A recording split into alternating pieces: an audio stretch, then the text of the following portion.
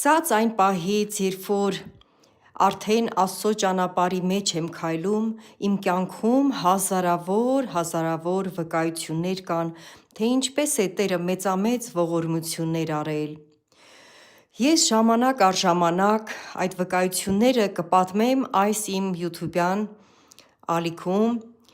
վիդեոների տեսքով կներկայացնեմ, բայց այս վկայությունը, որը որ ուզում եմ պատմել, ուղղակի իմաստով Աստված մահացած վիճակից ինձ կենդանացրեց և հենց այդ պահին երբ որ իմ հոգին, իմ մարդկային հոգին համաձայնություն տվեց Աստծո գործը անել այս երկրի վրա, հենց այդ պահին իմ հոգին վերադարձավ իմ մարմնին։ Ուրեմն 2023 թվականին բնակվում էինք Լուսավան, այժմ Չարենցավան քաղաքում, Վարձով բնակարանի մեջ էինք բնակվում, ես այդ ժամանակ Երևանում էի աշխատում և աշխատանքից վերադարձել էի, ու երբ որ լողանում էի ցնցուղի տակ, ես զգացի, որ մի տեսակ ինձ լավ չեմ զգում և շատ տարօրինակ բան էր կատարվում,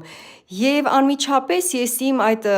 սրբիչից խալաթ ունեի, այդ խալաթը անմիջապես հագա ու ընդամենը քայլ արեցի դեպի միջանցք և այդպես երեսի վրա ընկել եմ, և ամենավերջում իհարկե պարզվեց, որ դա գազից թունավորում է եղել,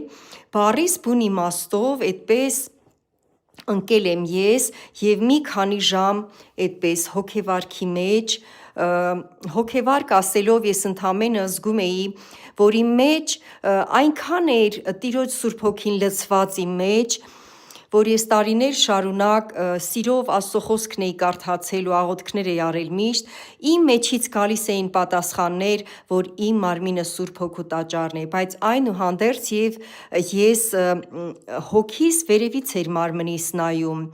և տեսնում էի խավարի ուժերին, որ այսպես պատրաստ էին իմ շուրջը, իմ մարմնի շուրջը, որ ճնշեն,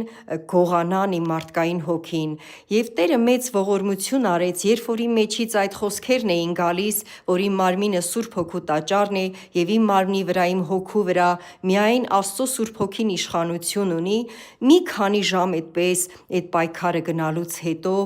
իմ մարդկային հոգին վերադարձավ նորից իմ մարմնի մեջ և ես կամաց վեր կացա ու փառք Տիրոջը այդ վկայության համար, ամեն։